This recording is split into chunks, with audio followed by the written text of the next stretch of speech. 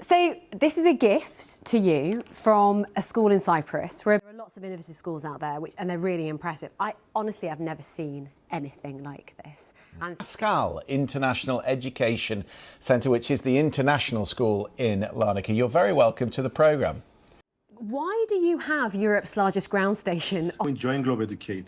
We have now another 9 space centres in ICS Paris, Milan, Rome, Nice. It's another one coming in London next year. That we could talk to him about what he's done. I mean, Elpis, obviously, it really helps if you're able to work with Raspberry Pi. And welcome to AI Decoded, that time of the week when we look in depth at some of the most eye-catching stories in the world of artificial intelligence. This week on the show, we take a look at the skills we will need to learn to keep up with this exciting technology.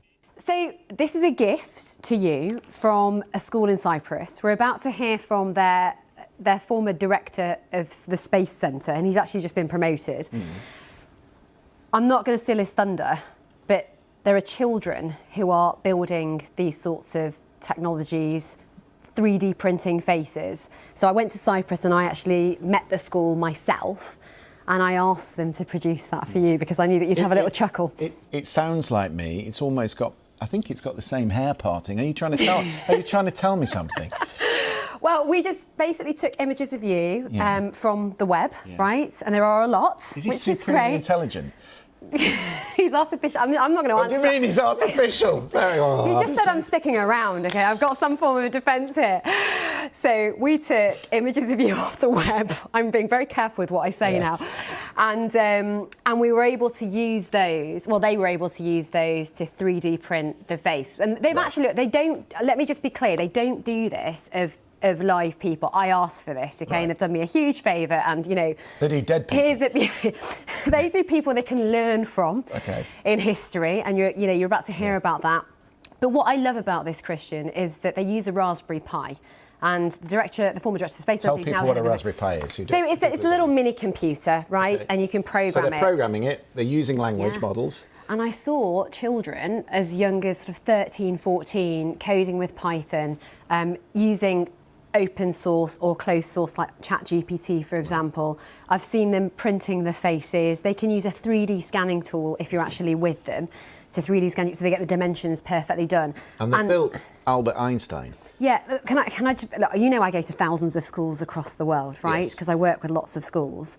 There are lots of innovative schools out there, and they're really impressive. I honestly have never seen anything like this. And so I can't wait for everybody to meet the man who is responsible for all of this. He's absolutely incredible. He's inspirational, and he makes me want to go back to school as long as he can be my teacher. Elpis Anastasiou. He's the head of innovation and AI at the Pascal International Education Centre, which is the international school in Larnaca. You're very welcome to the programme. Hello, Christian. How are you? I'm good. Well, thank you, I should say. I think I should say thank you, although it's a terrifying vision of the future that we're looking at here. But I'm really impressed. Tell me about the model that they actually built as part of their education, which was Albert Einstein. What was the purpose of that, and what does Albert do? With schools, with the public. So we wanted to show them how to use AI, how to understand it. So when you understand something, you're not scared of it anymore. So they started innovating, and they wanted to build Einstein. So they actually made an AI chatbot from Einstein. With a mask. He looks like Albert Einstein, and they, as Priya's been saying, they print the masks themselves, as we're looking at right now, writing code, connecting them to larger language models. So it's connected, is it, to ChatGPT? Yeah, it's connected to ChatGPT, and they've also made a server with their own Llama model, let's say open source. So it's an open source and also closed source software. But they did it by themselves. We always teach the students how to teach themselves, and then we just let them to create and innovate and think outside the box. That's the mission of the projects. Elpis, I think it's absolutely incredible, and that's why I was so blown away that I had to bring a 20-kilo sort of version of Christian's face here.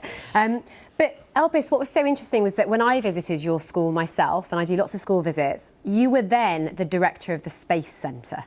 I mean, I've never been to a school with a director of any sort of space centre or anything with a ground like station attached Right, to it. exactly. And when I was there, on top of the roof of your school, you have Europe's largest ground station, don't you? I mean, that's it. And that's the image, I think, that I took when I was there with my phone, I think.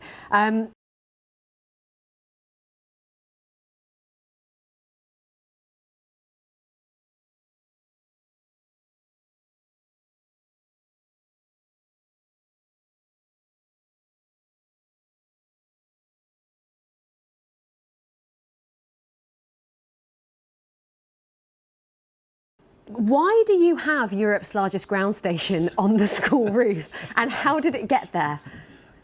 Basically, 6 years ago, we wanted to show students about space exploration. We used to build a space center, then a ground station. So we used this ground station to send pico satellites into the stratosphere. And we stream the live feed with experiments that the students put there, not only to our school, but 68 schools around Cyprus. So it's like a national event, let's say, that happens once a year. Incredible. And Elpis, you know, with schools, they might be watching this, head teachers will be watching this and thinking, wow, that's incredible. But, you know, they will feel like they don't have the financial means to do this. Let's talk about something very practical that you understand at schools. They won't be able to timetable this because timetabling is really difficult. So what were the challenges that you faced, and then how did you overcome them? Priya, we started this, myself and 3 students, with a budget of €150 5 years ago. Wow. The important thing is the idea. You can get sponsorships and everything, but you need to have a ground solid, out of this world idea to get people, you know, to listen to you, to inspire them. And then everything comes into place if you put a lot of work. Well, you must be very persuasive, because obviously when it comes to innovation and disruption, one of the key challenges is change management, is getting buy-in upwards, downwards, across from everybody. Now, I know that Globe Educate, the group of schools that Pascal is part of, they have an innovation strategy, right? They have a strategy on future competencies for all the... They have about 80 schools, correct? So 80 schools around the world. So they've got a future competencies curriculum. They focus on well-being. That's a very active part of the group's strategy. Do you think, with everything that you've done, and we've not really shown, Christian, I'm going to tell you right now, we've scratched the surface here with what you've seen today as to what this school is doing. And you do well as well in this sort of traditional education when it comes to assessments. The children that I met were certainly beaming about the skills that they were learning. Does it need to have a sort of top-down approach in terms of strategy? Because I'm just thinking, how do we practically allow schools to now think, I can do this?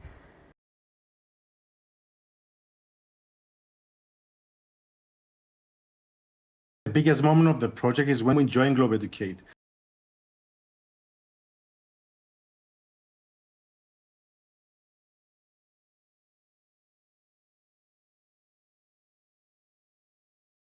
We have now another 9 space centers in ICS Paris, Milan, Rome, Nice. It's another one coming in London next year. So we actually did what you actually said in a record time. In 1.5 years, we actually spread this project to other schools also. So it's not that difficult to do it. You just need to move fast, precise, and calculate the risk, let's say. Now that you're on this council, all respect for Chinese walls between, obviously that took you all of 5 minutes. I know, but you're part of this team that has to build the skill set now in the UK. Do you not? So the council has a very specific role, so we're going to have to have a look at that, and it's really just advising on specific areas that are priorities. So it's not a policy role. This is a priority, isn't it? So we don't devise policy. No. At all. But the Prime Minister has talked about this as a priority. See, that's about something skilling. I'm excited Do we about. have, I mean, we just discussed that there's one coming to London, but we currently don't have anything like this in Britain, do we? I haven't seen anyone doing anything like this, but having said that, I mean, please do reach out to us, because we'd love to come and visit you if you are. There are schools that have STEAM programmes in place, and they're very impressive. North London Collegiate School is doing something at the moment that's really, really exciting. They've just built an entire ideas hub.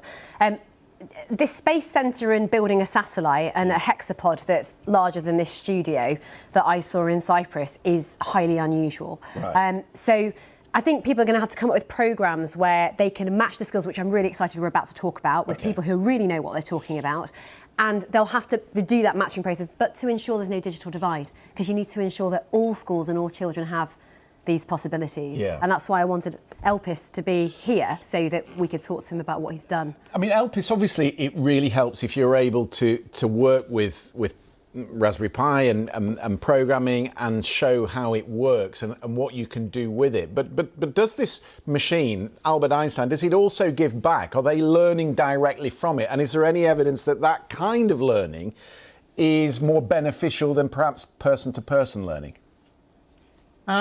I believe it's a learning curve, because they interact with the chatbot, they get the information, let's say, they can even evaluate if the information that comes from the chatbot is correct. So it's an exploration, but we always use like ethical guidelines, when we do this with all the students, just to make sure that we are following, we're taking the right path. Yeah, and I think Elpis, when I was there, I mean, certainly, and I've seen this in a lot of schools, is what they want to do is allow this to enable and augment. It's not about replacing the learning experience. So yes, you can learn to code, yes, you can learn to interact even, and it might be tuned with, former things that Albert Einstein might have said, or, his theories, for example. But it is about augmenting the experience, because actually people have short memories. In the pandemic, people were desperate for people to go back to school, and school is not just transfer of textbook from information from textbook into brain. It's so much more than that, and that peer-to-peer learning, teacher and student learning. So I mean, what I've seen is amazing, and like I said, I hope this is inspiration for everybody else. Well, it's inspiration to me. The Pascal School only do dead people, as Priya says, which is a real relief. Just stick to dead people, Elpis, and not BBC presenters. That would be my advice, and then I can maybe stay in a job for a little longer. Thank you so much. Congratulations on what you do, and it's really set us up for the second part of our programme, because coming up we're going to delve deeper in